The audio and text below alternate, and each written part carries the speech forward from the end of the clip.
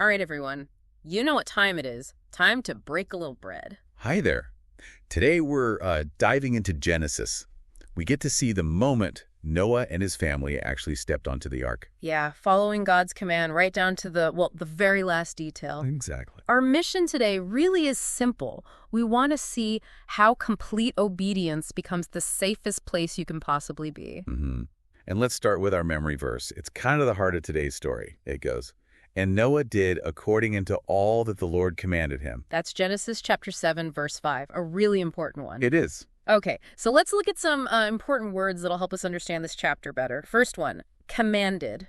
That means being told to do something very important by someone who's in charge. Okay, next, righteous. Righteous means living in a way that pleases God, doing what's right in his eyes. Clean. These were animals set apart for God's special rules. Sometimes they were used for sacrifices later on. Got it. Pair. That's simple. Yeah, Two that right. belong together, like a boy animal and a girl animal. And finally, shelter. A shelter is a safe place. It keeps you safe from danger or harm. Okay, great. So let's unpack this story section. The verses tell us God actually spoke to Noah and said, "Come thou and all thy house into the ark." Right, and he gave a reason. It was specific. God had seen Noah was righteous in his generation. So it wasn't just random. No, not at all. And what's fascinating here is the purpose.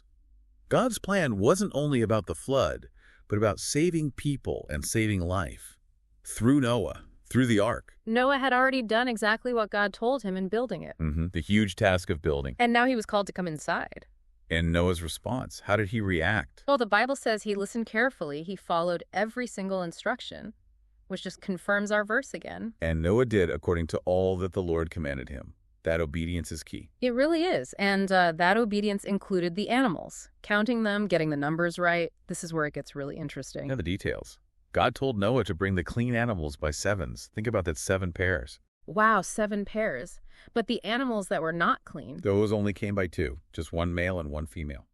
A single pair. And the birds. The birds also came by 7s. Okay, so why the different numbers?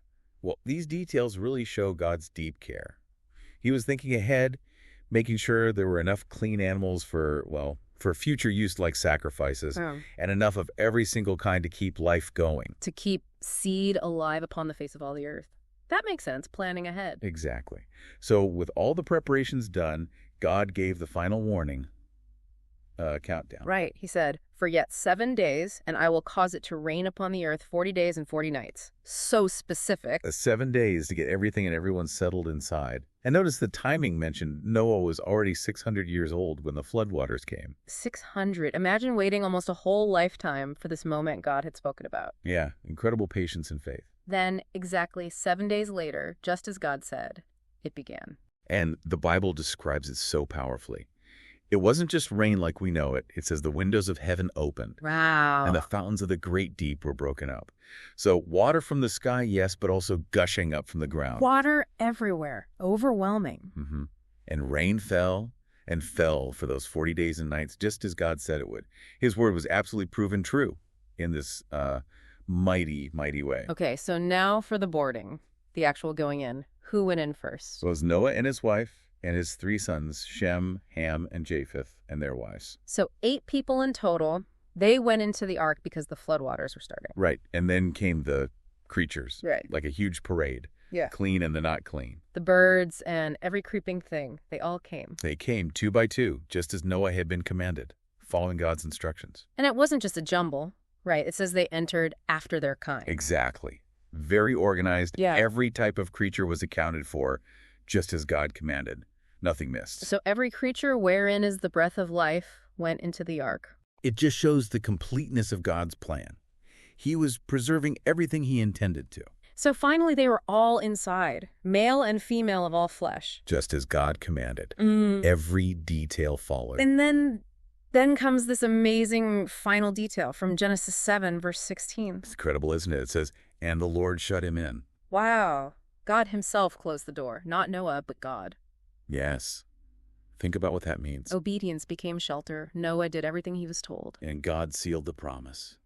He provided the ultimate safety. Inside that ark, with God having shut the door, they were completely safe, secured by God's own hand against that massive a world-changing storm outside. What a picture of security in God. It really is. Let's remember that perfect obedience and finding shelter really go together. Our verse one more time. And Noah did according unto all that the Lord commanded him. Genesis 7, verse 5. Such a powerful summary of Noah's faith. Okay, let's do one last quick review of our words for today. Ready? Yep, let's do it. Commanded. Told to do something important. Righteous. Living in a way that pleases God. Clean. Animals set apart by God's rules. Fair. Two that belong together. Shelter. A safe place from danger. Got it. That's today's good word then. Obedience becomes your ultimate shelter, especially when the storms begin. That's right. So until next time, keep breaking a little bread with us, keep sharing His love, and keep walking in faith.